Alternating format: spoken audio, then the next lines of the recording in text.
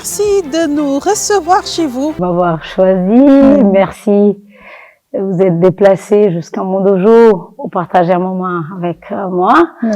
Alors, les matins, avec mon association, je donne du judo dans les écoles, les différentes écoles, les primaires, pour enseigner le judo.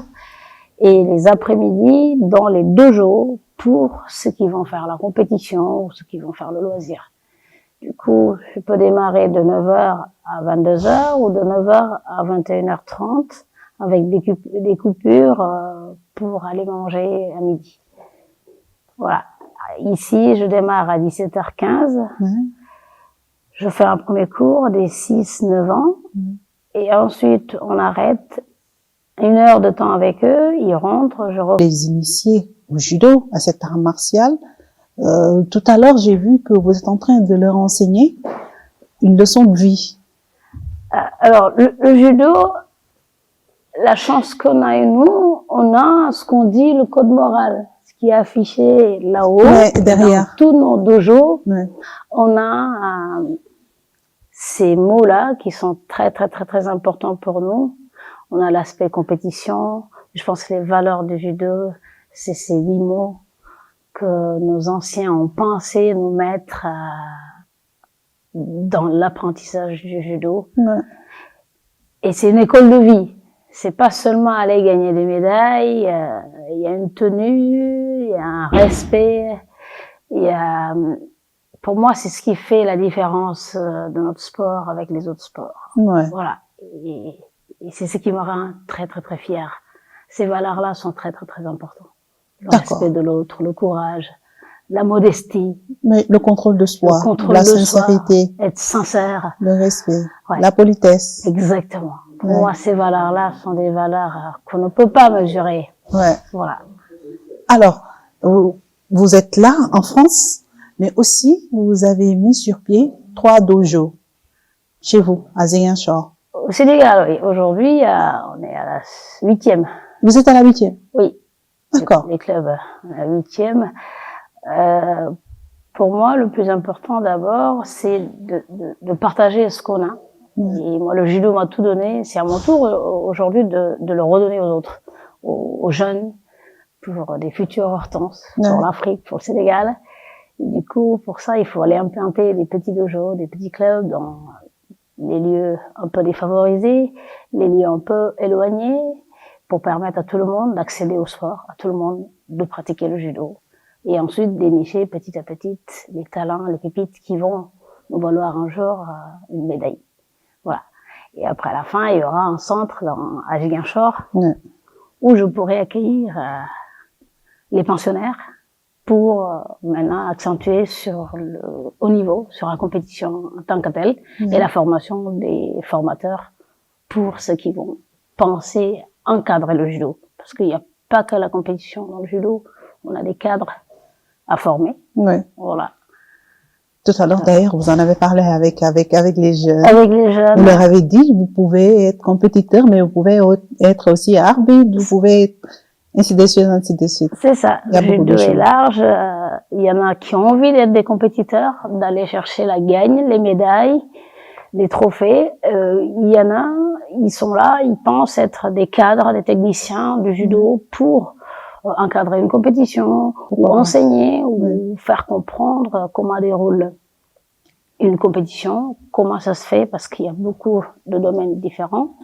Et tout ça fait l'ensemble du judo et la beauté du judo. Du coup, ces clubs-là m'ont permis d'avoir beaucoup de petits clubs où on peut préparer les gens, les former, et après détecter les talents qu'on peut ramener dans le centre que j'ai construit sur Ziguinchor pour faire un centre sport-études. Et avoir un centre, il a fallu que j'aille ailleurs pour avoir un centre, pour être encadré et tout. S'ils ont ça sur place, ce serait quelque chose de très important pour nous. Notamment, les prochains Jeux Olympiques de la jeunesse vont se dérouler au Sénégal, à Dakar, chez nous. C'est très important d'avoir un centre, un lieu où les jeunes là peuvent se préparer. Ils vont s'acclimater, ça serait sur place, ça serait à domicile. Et on aura l'œil sur eux. Parce que quand on est ailleurs, on n'a pas le visu des gens qui étaient dans le centre. Nous, on était au centre. Nos entraîneurs ne nous voyaient pas sur place. Ouais. On se voyait que en compétition. Ouais. C'était facile pour certaines, mais c'était pas facile pour les autres. C'était Ouais. bien pour les autres, c'était pas bien pour les autres. Moi, c'est ce que veux faire sur place et suivre ces jeunes-là. Et ça me ferait une belle retraite. À côté de mes frères et sœurs. Oui. Et à les toujours encadrer. chez vous au Sénégal. Et toujours chez moi au Sénégal. D'accord. Et à préparer le futur Hortense. Ouais, Qui pourquoi va prendre le relais. Pourquoi pas? Peut-être une championne olympique. Alors, tout à l'heure, Oh, nous allons oui. revenir sur tout cela, surtout votre parcours lors des Jeux, plutôt. Là, on parle des Jeux Paris 2024, mais avant cela, on va revenir un tout petit peu sur les JO de 2012, mais aussi Alors, les JO de 2016. Et avant cela, nous allons remonter un tout petit peu le temps, regarder dans le rétroviseur, revenir un tout petit peu sur votre parcours.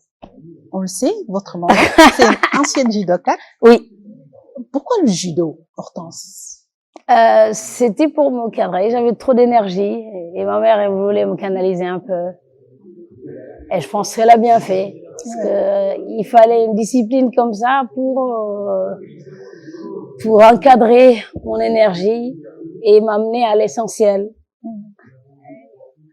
Et je profite de l'occasion pour la remercier mes parents et ma famille qui a cru en moi, qui m'a mis dans ce sport-là, qui n'était pas facile au début parce que faire un sport de combat à une fille, c'était pas facile, mais elle a réussi. Et puis moi, ça m'a beaucoup aidé. Je me suis bien épanouie, ça m'a forgé, ça a fait la dame que je suis aujourd'hui. Les Jeux Olympiques, je vais dire, Hortense fait partie de ces rares sportifs qui arrivent à faire 4 Jeux Olympiques d'affilée. C'est une fierté pour ma famille, pour moi, pour le Sénégal. Je suis tellement fière d'avoir fait 4 Jeux d'affilée, ce qui est très, très, très, très difficile dans le haut niveau. On va dire, c'était le destin, c'est Dieu qui m'avait offert ça, et puis, j'ai rends grâce à Dieu. À Athènes, c'était très, très beau. J'ai pas réussi à m'épanouir un peu, à faire ce que je voulais faire. Parce que j'étais novice dans la discipline. C'était votre première? C'était la première. En 2008 à Pékin, j'ai commencé à comprendre un peu, ça a commencé à venir. C'était le haut niveau. C'était le haut niveau. Ouais. À Londres, j'étais prête pour faire quelque chose. Malheureusement, il y avait personne derrière. Et en 2016, après? En 2016, pareil, il y avait personne derrière. C'est difficile de faire le haut niveau tout seul. C'est très difficile. Pas de soutien, pas d'encadrement comme il faut pour le haut niveau. Parce que, on va dire, au Sénégal, on aime bien le sport, mais on n'a pas un cadre de sportif de haut niveau. Et c'est dommage. Je vais profiter de l'occasion d'ailleurs de lancer les dirigeants, de penser à faire un statut de sportif de haut niveau pour nos athlètes et d'être auprès des athlètes, les accompagner. C'est très important. D'y croire que parmi nos athlètes, un de nous peut amener une médaille, comme le grand frère Diaba. Parce que là, ça fait longtemps, on n'a pas de médaille. Parce que d'ailleurs, on misait sur vous et Binta Diédhiou. Mais avant de revenir à ces derniers jours, nous allons un tout petit peu parler de vos débuts toujours, Hortense. Vous êtes une fille. Oui. Et c'est vrai, votre maman peut-être pratiquait le judo, mais des fois dans des conditions très difficiles, parce que j'ai suivi une interview, c'était pas facile. Elle arrivait à peine à joindre les deux bouts. Mais malgré cela, quand même, vous avez tenu à pratiquer le judo. C'était pas facile pour elle. Mais vous, qu'est-ce que vous êtes dit en certains moments? Alors, au début, c'était pour me canaliser. Après, je me suis dit, non, c'est inutile de sortir. Le sport peut être facteur de réussite. On le sait aujourd'hui. Je me suis dit, j'ai pas eu les diplômes que je voulais à l'école. Je vais avoir ces diplômes-là dans le judo, dans le sport. D'accord. C'est-à-dire que vous n'avez pas réussi carrément dans vos études. Exactement. Cette fois-ci, vous vous êtes lancé en pari. Et je me suis dit, là, il n'y a pas le choix, là. Il faut réussir dans ça, là. Et je vais réussir, mais vraiment brillamment. Et je me suis bougée. Mais ma famille était là. C'est parce que ma famille était là, mes proches étaient là que j'ai réussi. Parce que le haut niveau, tout ça, je dis, c'est pas facile de réussir. Surtout en faire 4. C'est pas facile. Si t'as la famille et t'as un bon encadrement, la médaille peut tomber. Ouais. Si t'as un bon encadrement et la famille à côté, tu peux arriver loin. Et ce qui est mon cas. Arriver loin, mais pas la médaille. Mais je ne regrette pas. Je suis très fière. Parce que c'est pas donné à tout le monde. C'était très difficile pour mes parents, surtout pour une fille. Ouais. Voilà. Et tu mets tout à côté. Si on connaît les pesanteurs sociologiques chez nous. Oh oui. Il faut être en cuisine, il faut marier, il faut Ouais. avoir un enfant, il faut faire ceci. Mais non, mais tu dois tracher dans son main. Parce que si tu écoutes tout le monde, souvent tu rates ta vocation, tu rates ce que tu veux. Aujourd'hui, je m'appelle devant les enfants. Vous voyez, j'enseigne. La France m'a donné un bel accueil, un bon encadrement, une confiance. J'ai été très bien formée. Au Sénégal d'abord. D'abord avec les maîtres Colli et autres. Avec les maîtres Colli, Ouais. les Nicolas Badji, Ouais. les Bachir Seydi. Et ensuite, je suis venue à l'équipe nationale où il y avait les frères Sek, Karim Sek, Malik, Ouais. et le grand champion, Lansana Colli, Ouais. qui est toujours à mes côtés. Je prie beaucoup pour lui, pour qu'il reste plus longtemps encore dans ce monde, Ouais. parce que j'ai besoin d'un ténor comme ça, j'ai besoin d'un mentor comme lui, qui est tout le temps là auprès de moi pour m'aider à réussir sur ce que Un je fais. grand monsieur du judo. Oui, un C'est grand monsieur du l'occasion jeu aussi qui est de champion lui du rendre monde. hommage, qui a été champion du monde militaire. J'espère avoir réussi à ouvrir l'école du judo officiellement et qu'il soit présent. C'est tout ce que je souhaite. Après, il y a un Clint Diabon qui est là. Ouais. Il y a Maître Jean-Marie Badiane. Je vais pas pouvoir citer tout le monde, mais je suis très fière d'être entourée par tous ces gens-là qui m'ont aidé à réussir à être là où je suis aujourd'hui. Alors, vous avez prié au Sénégal, mais à un certain moment, vous vous êtes dit, là, je vais partir. Je vais partir en Europe. Vous avez choisi la France. Peut-être c'est normal pour nous, les Sénégalais.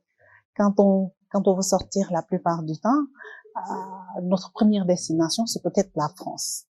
Mais ça n'a pas été une aventure très, très heureuse pour vous. Alors, j'avais 3 choix.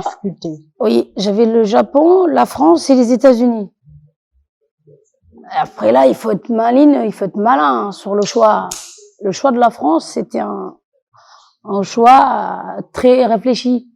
Je pars au Japon, il faut pas apprendre à parler l'anglais ou le japonais pour bien communiquer et bien vivre. Le Japon, c'est très cher. Je pars aux États-Unis, il faut apprendre l'anglais.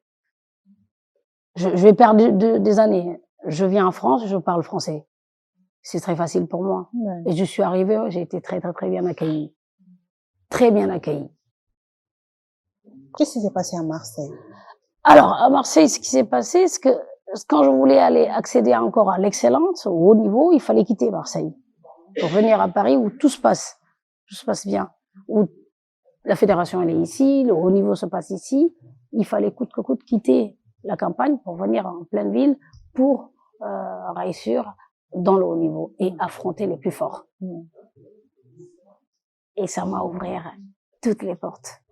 En formation, en apprentissage dans le judo, en réussite, la chance de faire des stages que je ne pouvais pas faire chez nous parce qu'il fallait payer. C'est cher.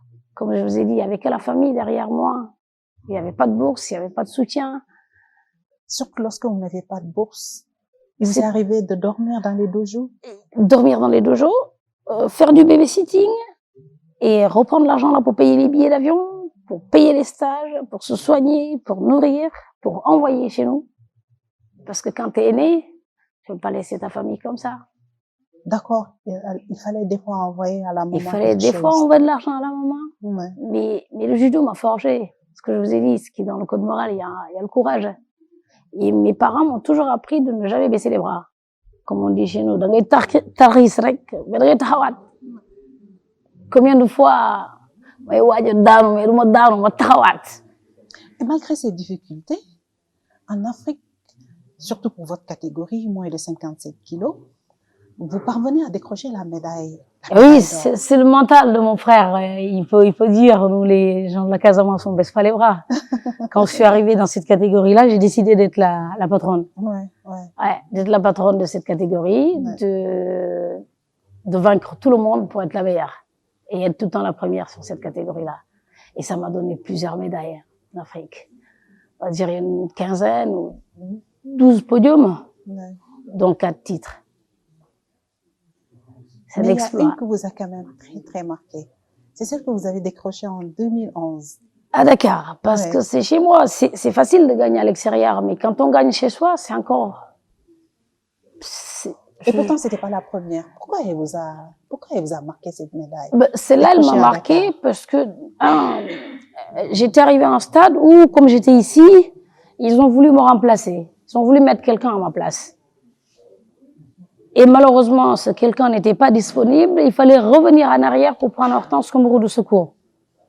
Ah, d'accord. Vous n'étiez pas l'option première. Non, j'étais pas l'option Pour votre première. pays. Oui, j'étais pas Malgré l'option. cet amour que vous avez pour le Sénégal. Oui, et malgré malgré tout ce cet que j'ai fait pour le attachement. Sénégal.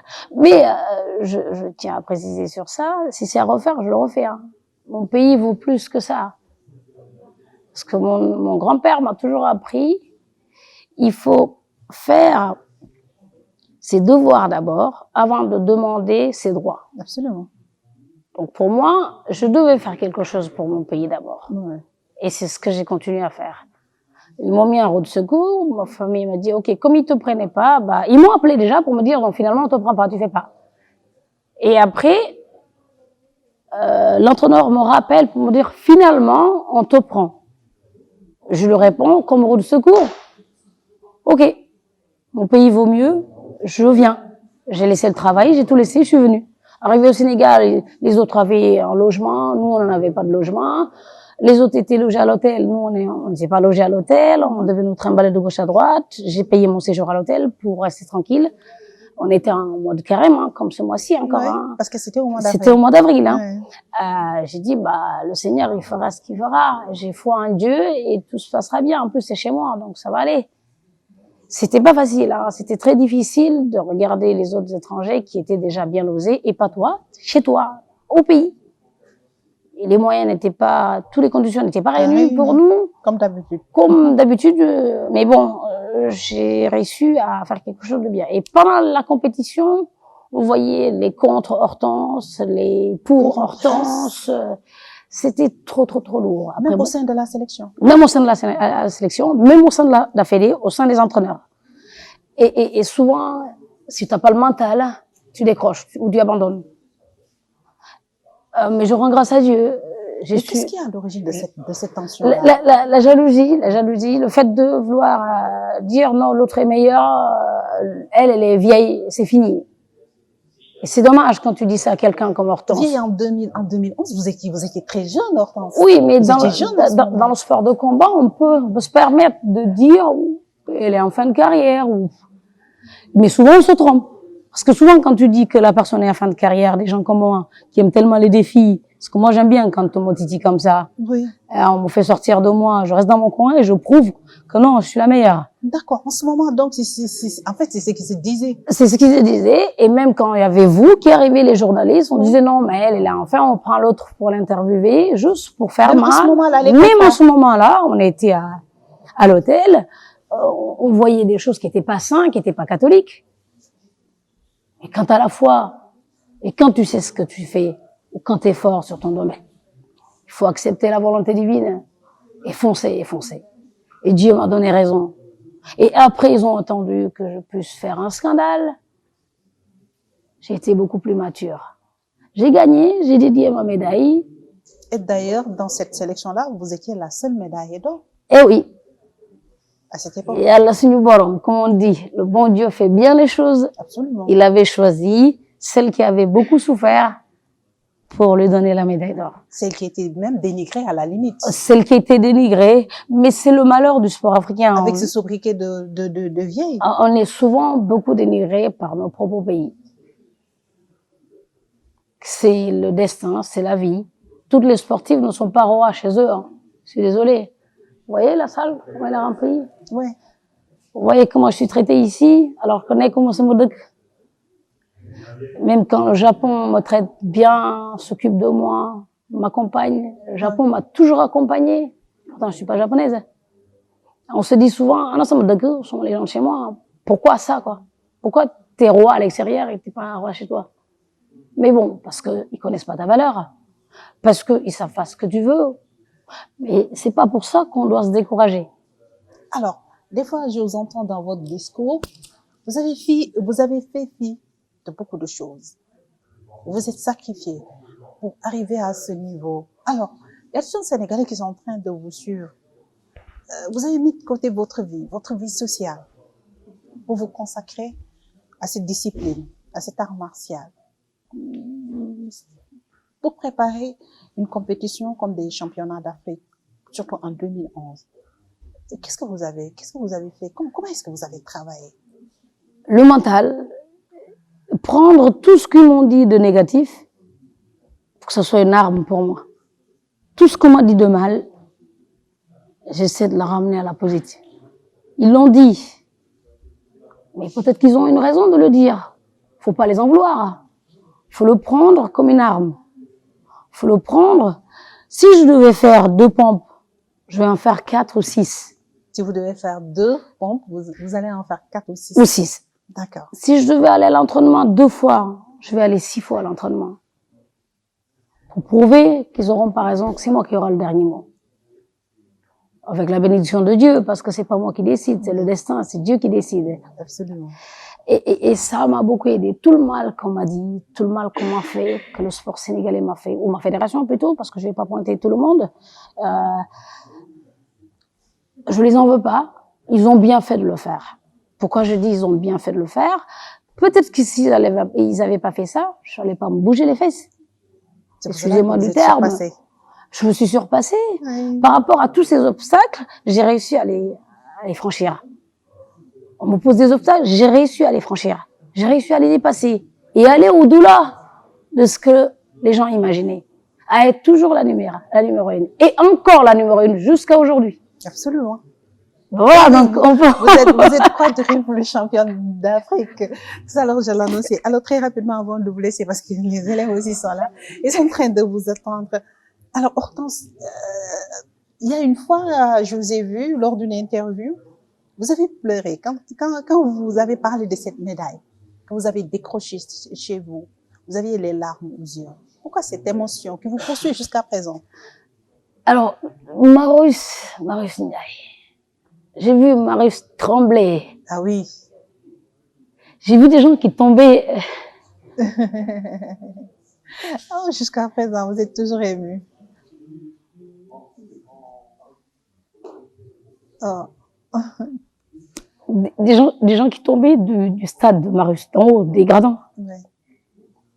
Et finalement, les pompiers qui disaient non, demain, on dit Hortense. Quand je venais auprès de ces gens qui tombaient pour moi, je comprenais pas pourquoi. Pourquoi telle émotion? Du coup, je me disais, tiens, ben, il y en a qui me détestaient, mais ceux qui m'aimaient, ils étaient beaucoup plus que ceux qui me détestent. La population sénégalaise. La population sénégalaise. Ouais. Donc, je me battais pas pour rien, je me battais pour quelque chose.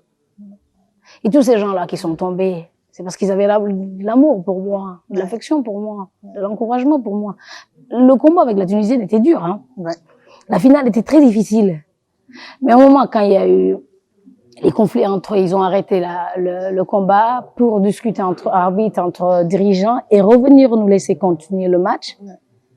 Et j'ai levé la tête, j'ai vu tout Marus debout. Tout le monde qui criait Hortense, Hortense. Et comme je dis, s'il fallait refaire, je vais le refaire. Parce que sama dëkk daf ma ko jaral. Le Sénégal m'a tout donné. C'est vrai que awma assistante bu ma yaakaaroon am pour dem uti ji médaille parce que xam naa ni amoon naa capacité am médaille boobu. Surtout cette médaille olympique qui vous tenait à cœur. Ouais. Mais malheureusement, il n'y a pas eu le suivi parce que aussi on ne croit pas que nos athlètes peuvent amener une médaille. On n'y croit pas, nous, au Sénégal. Ouais. Et c'est dommage. Isabelle Sambo, on a une médaille à Londres. La Vous lutte. étiez ensemble, Oui. vous étiez ensemble. Mais gëmuñu médaille bobo. Te gëmuñu investir si athlète pour mu andi ñu médaille. Athlète da ngay investir si moom 4-8 ans pour espérer médaille ñu. Yeneen dëkk yi, c'est ça qu'ils ont de plus que nous. Alors, pour les Jeux de Londres, dañ doon wax ne da nga amoon problème physique. Est-ce que c'était vrai? Non, c'était faux. Parce que moment boobu, franchement, yaa ngi woon sur la pente ascendante. C'était faux. Londres, je pouvais décrocher une médaille parce que c'est le Japon qui m'a pris en charge. C'est le Japon qui a payé mon billet, c'est le Japon qui a payé mes kimonos, c'est eux qui m'ont pris en charge. D'ailleurs, ils m'ont demandé même le c'est ça mon bobo. À Londres, on est parti sans dirigeant, sans rien. J'étais emprisonné. D'ailleurs, je vais laisser ce passage-là parce que sinon, ça va me mettre hors de moi. Et puis peut-être Djarokotaï. Aujourd'hui, j'ai pardonné. Même à Londres. Même à Londres, à Mounion dessus, j'ai payé mon billet pour aller à Londres. Dans quel pays on est, dans quel monde on est. Rio aussi, vous avez eu. Rio, mon que pire, mon que last. Mon que last. Vous voulez que je livre. Mais dans les barnes de livre, est-ce que Jarna remuer lui metti le couteau dans la place, ça sert à rien. Il faut pardonner, mon Seigneur, c'est ce qui m'a pris. Oui, en 2016, c'était encore pire. À chaque Olympiade, tu dis, ok, 2004, Nerul, Barul. 2008, ça va être mieux. Il y a un cran de plus. 2012, tu arrives, il y a un cran de plus. 2016, tu arrives, c'est le last. Tu te dis, mais on est dans quel monde, là? Maté, talent fesse. Tu te dis, dans quel monde on est, quoi? On est censé faire un truc, on voit qu'il y a ça qui n'a pas été bien fait, on change, on cherche dans notre système à bien régler les choses, après on part vers l'avant. Mais on descendait vers le bas tout le temps, on descendait vers le bas. Et c'est ce qui se passe qu'aujourd'hui dans le sport sénégalais. Mais vraiment, tu as décidé de mettre en 2016 le voyage raté, les problèmes de visa. En fait, les problèmes étaient nombreux. Les problèmes de visa, le fait que les compétiteurs font un tour du monde pour arriver à Rio, alors que moi j'habitais Paris, je pouvais faire Paris-Rio. Ouais. Je faisais partie des premiers qui devaient combattre. C'est beaucoup plus facile. Mais vous étiez obligé de Mais j'ai fait je suis revenu au Sénégal, j'ai fait le grand tour. On arrive en Angola, on n'avait pas de visa, on n'avait pas de dirigeant avec nous, j'étais emprisonné. Et après, il y a personne qui était là. Le lendemain, il y a la délégation qui arrive, il n'y a pas de dirigeant. J'étais la seule qui devait traduire en portugais encore pour faire partir toute la délégation. Arrivé au Rio, une catastrophe après la compétition, pas de kimono, pas rien. Hugo, tu continues, s'il te plaît. Tu continues l'échauffement, s'il te plaît. C'est l'autre. D'accord. Oui. Et t'as pas de kimono. C'est ce qui vous a fait plus de mal. T'as pas de kimono. Vous n'avez pas de kimono. T'as pas de kimono, t'as personne. Ils savent que t'as été emprisonné en Angola, il y a personne qui parle, comme s'ils s'en foutaient. Mais où est le président de la fédération? Donc, là, ils étaient tous au courant. Parce que quand il y a eu ça, j'ai appelé mon directeur technique, j'ai appelé la fédération, j'ai appelé tout le monde. J'ai appelé tout le monde. J'ai appelé le ministère aussi. À ce moment, qui était ministre des Sports? On va pas citer les noms parce que comme Hortense, c'est le cible trop les gens, après sinon ils vont dire, et comme les Magana. Mais de toute façon, les Sénégalais peuvent faire le link parce que c'était en 2016. Et c'était quand même triste, quoi. Alors, vous avez fait une sortie, apparemment une sortie qui n'a pas plu aux autorités. Qui a pas pris la fédération, qui a pas plu. Mais j'ai envie de dire, si c'est à reprendre, on le refait. Hein. C'est normal que ça plaît pas. La vérité, elle est toujours difficile à accepter. Hein. La vérité, elle est toujours difficile à accepter. Mais moi, c'est ce qui m'a rendu beaucoup plus mature et beaucoup plus tenir sur ce que je fais. Qui a raison aujourd'hui? Je suis toujours dans le parcours, je suis toujours dans le chemin. Absolument. Voilà. Et je suis toujours devant eux. Est-ce que je vais au Sénégal? Personne parmi eux va le faire. Personne. Alors, je le souhaite de tout cœur. Par contre, à mes frères et sœurs jeunes qui arrivent, parce ils ont les capacités, s'ils sont aidés, ils peuvent faire mieux que moi. D'accord. Aussi, les autorités du moment, c'est-à-dire de la fédération, ils ont essayé aussi, ils ont donné une autre version. Ils ont donné leur version d'essayer de mettre Hortense en mal avec la population du Sénégal. Chose qui a un peu marché quand même, hein. Parce qu'il y a parlé d'une audience. Oui, il y a eu des Sénégalais avec le chef de l'État. Avec le chef de l'État. Mais qui n'ont pas voulu parce qu'ils avaient peur des vérités qu'Hortense allait dire aussi. Ils ont essayé de faire croire aux Sénégalais qu'Hortense c'est la diablesse, Hortense la mauvaise, elle est pas bien, on a tout fait pour elle, pour me mettre mal avec la population. Chose qui a un peu marché pour certaines, pas pour tout, parce que je pense que les Sénégalais sont assez matures pour comprendre certaines choses et que si dëggantaan j'aimais pas mon pays, du ma sonal sama bopp nii de, parce que j'ai beaucoup plus de facilité ici. Où on me fatigue pas, où j'ai tout ce que je veux. Mais tu arrives à un stade où il faut penser à sa nation, où il faut rendre à César ce que César t'a donné. Parce que dafay dem ba mu ëpp au-delà de ñu lay di njiit, parce qu'il y a la fédération, il y a le ministère, il y a le comité olympique. Mais ñooñu yëpp Sénégal moo nekk seen kaw. Donc foofu ngay xool foofu mu gën a am importance tey sénégalais yëpp ma xam tey sénégalais yëpp ma jox cër quand je dis ma jox cër ñëpp duñ ko gis. Moi quand j'arrive à l'aéroport les honneurs que les dirigeants m'ont fait à l'aéroport ñu may ma jàll mais sama horaire sama sport ma ko andil ils sont pas obligés xam nga su ma joxee sama passeport ñu xam ni yow la ñu lay gërëm ñu lay sant loolu amul fay. Ñu daan jóg ay très tôt le matin pour regarder les différentes compétitions que j'avais, ceux qui priaient pour moi chez eux ñun awma seen fay ñu ñëw di encourager sama yaay pour lu may def ma famille malgré lépp. J'ai eu des gens qui étaient là, qui ont cru en moi, qui ont toujours soutenu.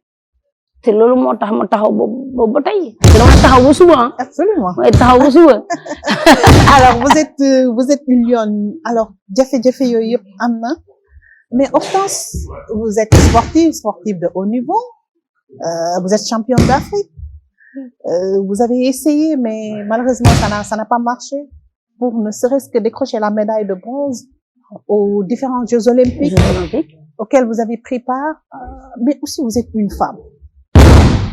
Hortense, naka nga doon def entre la femme et la judokate professionnelle? La femme, c'est la maman du monde. La femme, elle est résiliente. La femme, elle est tout. Ouais. Le bon Dieu nous a donné cette chance-là d'être des femmes et d'être des gens fortes. Où on tombe, mais on se relève. Vous pouvez boire? S'il vous plaît. Où on tombe, mais on se relève. Et cette femme-là, ce sport-là m'a permis aussi de mettre en avant la femme. De mettre en avant que la femme, elle est capable de tout. Oui. La femme, elle est capable de bâtir. La femme, elle est capable de se battre pour sa nation. Et je profite de l'occasion pour dire gàcce ngalaam aux femmes sénégalaises, aux femmes africaines, aux femmes du monde. Parce que je pense que sans nous, stabilité du am ci dëkk bi. Stabilité du am ci monde. Et les femmes sportives, elles sont très fortes. Parce que ñu ngi def ay jéego yu bari pour que le sport puisse avoir un équilibre du côté masculin et féminin.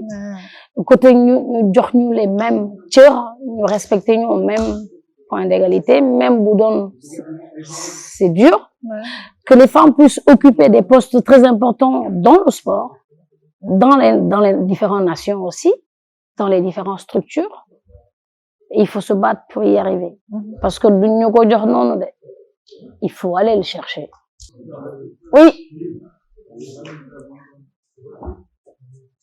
Ma famille m'a bien encadrée en étant femme à pouvoir séparer les deux côtés.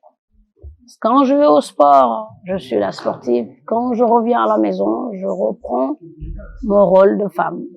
Faire la cuisine, faire à manger, préparer, balayer, nettoyer et respecter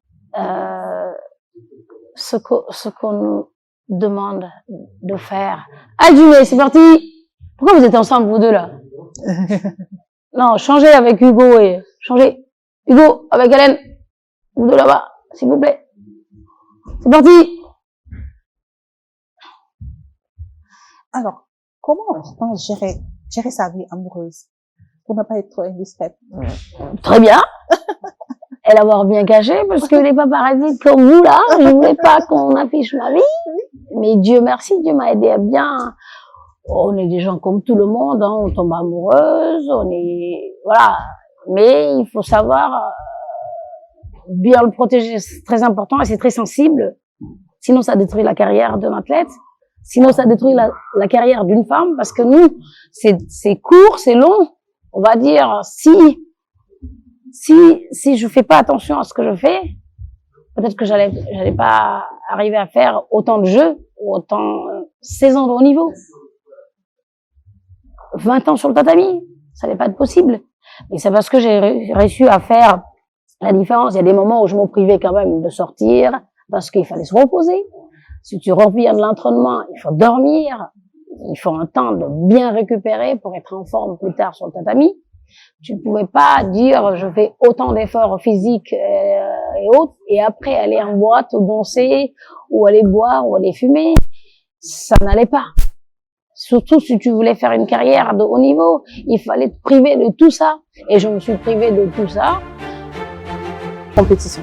Montrer sans vouloir exagérer, j'aimerais rencontrer une personne qui a autant le cœur sur la main et qui fait des choses de manière complètement désintéressée, juste pour l'amour du prochain et l'amour de son sport. Je pense que avec les jeunes de la Casamance, elle donne autant qu'elle a donné au judo, et sans compter son temps, son argent, son investissement. Et c'est vraiment, j'ai jamais vu une personne autant dévouée pour les autres, au détriment même de sa propre personne des fois.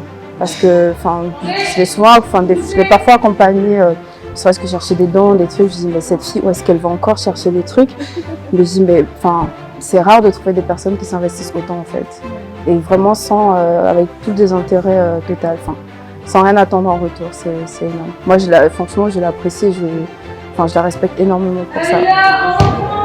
Ça se passe bien parce qu'on a un club à tendance judo loisir, et avec une prof orientée compétition, sortant de l'international, ça nous fait du bien.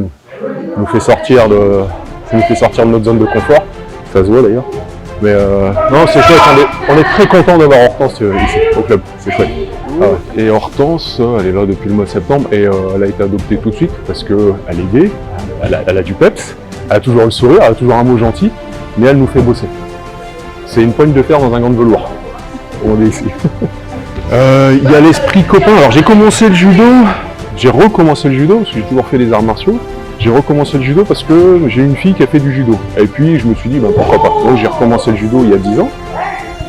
Et j'ai été pris au jeu de se défouler, sortir du travail, passer à autre chose, transpirer, se faire du bien, apprendre plein de choses.